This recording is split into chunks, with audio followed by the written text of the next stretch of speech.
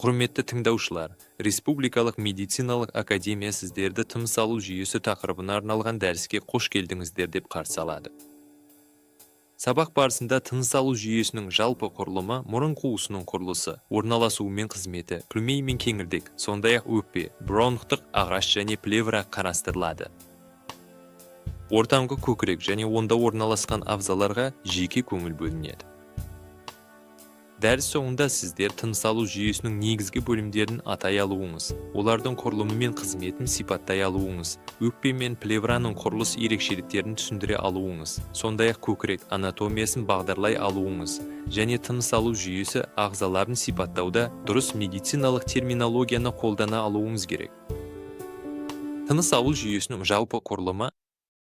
Тыныс алу жүйесі – бұл тыныс алуды қамтамасыз ететін ағзалар жүйесі.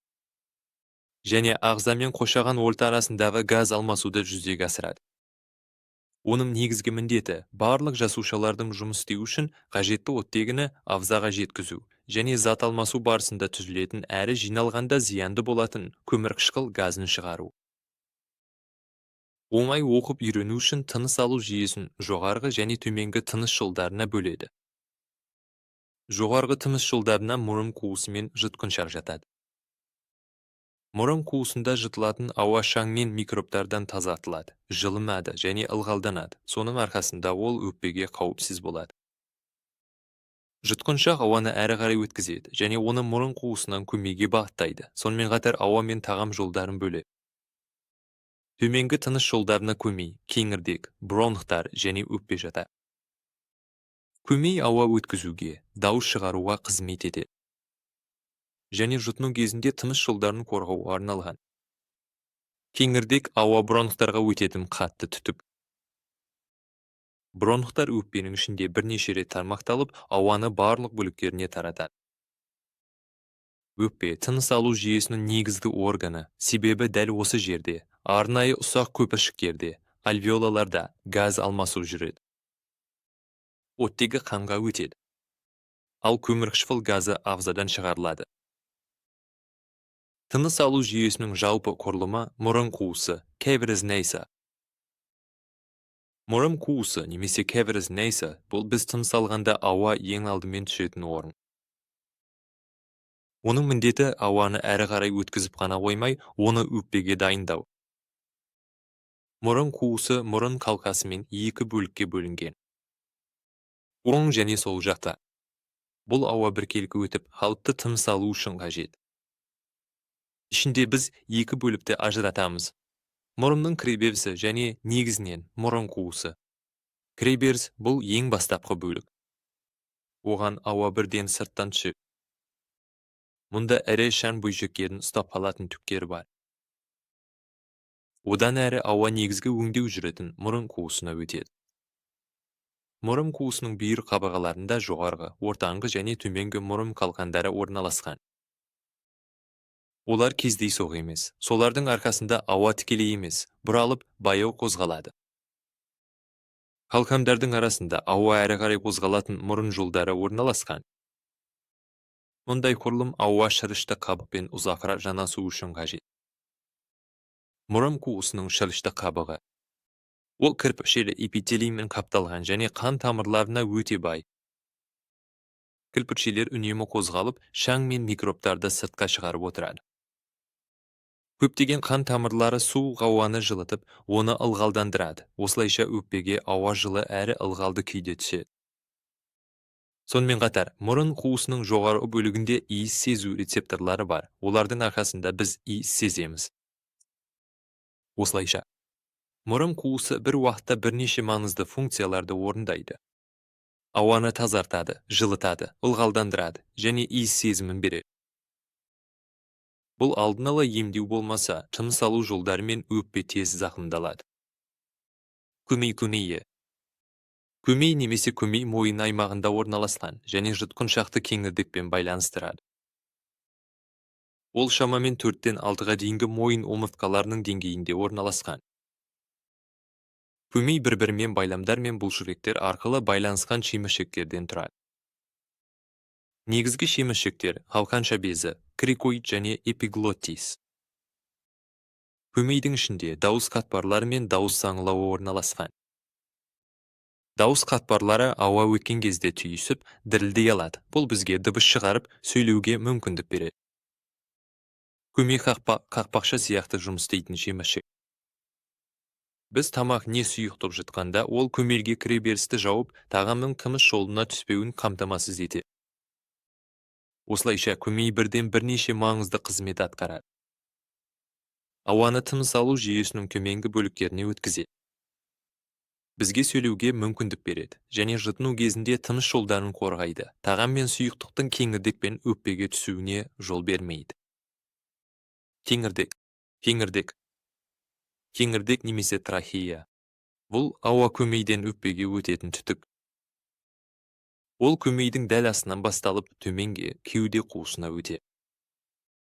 Шамамен 4-5 кеуде омыртқасының деңгейінде кеңірдек екі негізгі бронхыға, сол және оң жаққа бөлінеді. Олар әрі қарай ауаны әрі өкпеге жеткізеді.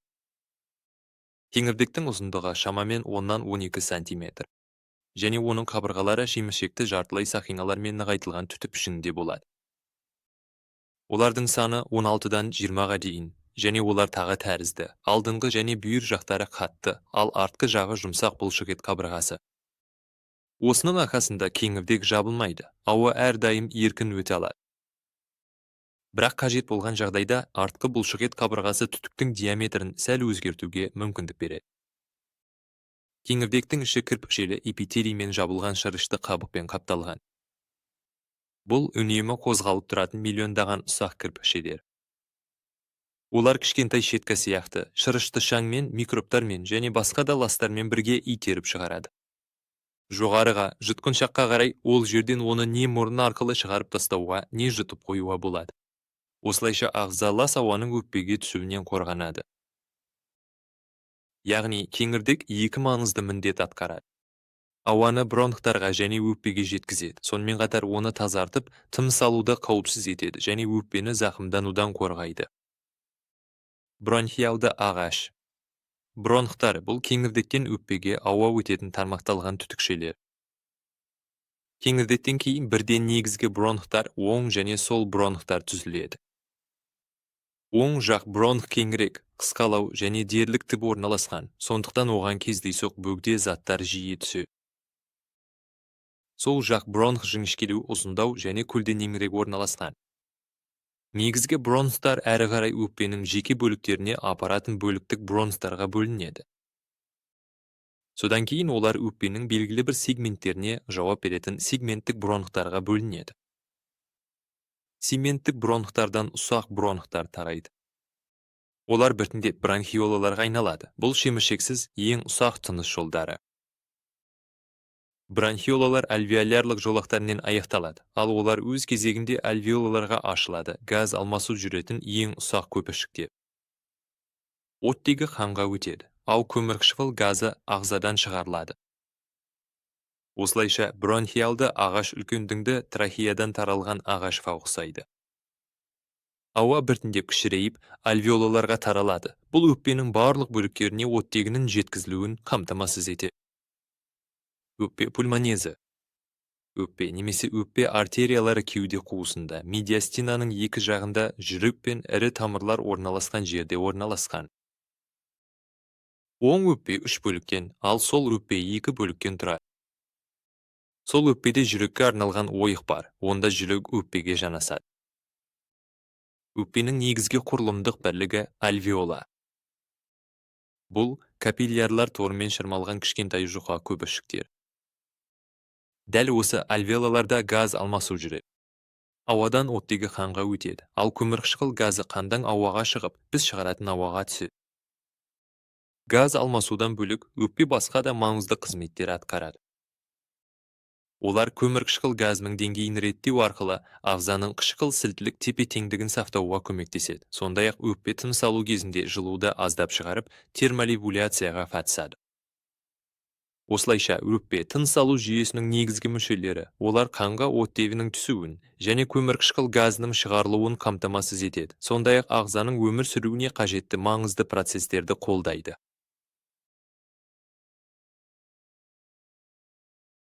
Плевра бұл өкпені қоршап кеуде қуысын қаптайтын жұқа қабық. Ол екі қабаттан тұрады. Висцеральды плевра өкпенің өзін тығыз қаптайды, ал париеталды плевра кеуде қуысының ішкі қабырғаларын қаттайды. Осы қабаттардың арасында аздаған сұйықтықпен толтырылған плевралық қуыс бар. Бұл сұйықтық майлағыш ретінде қызмет етеді және өкпенің тыныс алу кезінде кеуде қуысының қабырғасына үйкеліссіз сырғуына мүмкіндік береді. Сонымен қатар плевра кеуде қуысының герметикалығын сақтауға көмектеседі. Осының арқасында өкпе тыныс алғанда кеңейіп, тыныс шығарғанда жиырылуға мүмкіндік алады. Яғни, плевра екі негізгі міндет атқарады. Өкпенің еркін қозғалуын қамтамасыз етеді және олардың жұмысын қорғап, герметикалы орта жасайды. Ортаңғы көкірек, медиастинум. Ортаңғы көкірек немесе медиастинум бұл кеуде қуысындағы оң және сол өкпенің арасындағы кеңістік. Ол кеуде қуысының орталығы іспетті және оның ішінде барлық маңызды ағзалар мен құрылымдар орналасқан. Ортаңғы көкіректің шекаралары мынадай. Алдынан ол төс сүйегімен, артынан омыртқа бағанымен, ал төменнен көгетпен шектелген. Ортаңғы көкіректе негізгі ағзалар жүрек перикардымен, кеңірдек, басты бронхылар, өңеш, тимус, айырша без, сондай-ақ ірі тамырлар, аорта мен қуыс веналар орналасқан. Мұнда сондай-ақ маңызды жүйкелер мен лимфа түйіндері өтеді. Осылайша, ортаңғы көкірек кеуде қуысының басқару орталығы іспетті. Мұнда ауа, тағам, қан және жүйке импульстары өтетін барлық негізгі жолдар орналасқан, сондай-ақ жүрек те осында орналасқан. Сонымен бүгін біз тыныс алу жүйесін, оның жоғарғы және төменгі тыныс жолдарын, мұрын қуысының, көмейдің, кеңірдектің, бронхиалды ағаштың, өкпенің, плевраның құрылымы мен қызметін, сондай-ақ ортаңғы көкірек пен ондағы ағзаларды егжей-тегжейлі қарастырдық. Біз ауаның қалай тазартылады, жылытылатынын білдік, және мұрын қуысында қалай ылғалданатынын, көмейдің тыныс жолдарын қалай қорғайтынын және дауысты қалай қалыптастыратынын, кеңірдек пен бронхлар ауаны өкпеге қалай таратады. Ал альвеолалар газ алмасуды қамтамасыз етеді. Плевра үйкелісті азайтып, кеуде қуысының герметикалығын сақтайды. Ал көкірек аралығы кеуде қуысының орталығы. Мұнда өмір үшін маңызды ағзалар мен тамырлар өтеді. Практикалық мысал. Темекі шегу бүкіл тыныс алу жүйесінің жұмысын бұзады. Мұрын, кеңірдек және бронхлардың шырышты қабығындағы кірпікшелер зақымдалады. Шырыш нашар шығарылады. Өкпе серпімділігін жоғалтады. Альвеолалар бұзылады, ал газ алмасуы нашарлайды. Осының бәрі жөтелге, бронхитке, өкпенің созылмалы обструктивті ауруына, эмфиземаға және тыныс алу жолдарының қатерлі ісігіне шалдығу қаупінің артуына әкеледі. Сондықтан тыныс алу жүйесінің саулығы үшін тыныс жолдарының тазалығын сақтау, темекіден аулақ болу және қабыну үдерістерін дер кезінде емдеу маңызды. Осылайша біздің дәрісіміз аяқталды. Мүшелердің құрылымын білу ғана емес, сонымен қатар қоршаған орта факторлар мен әдеттердің олардың жұмысына қалай әсер ететінін түсіну де маңызды.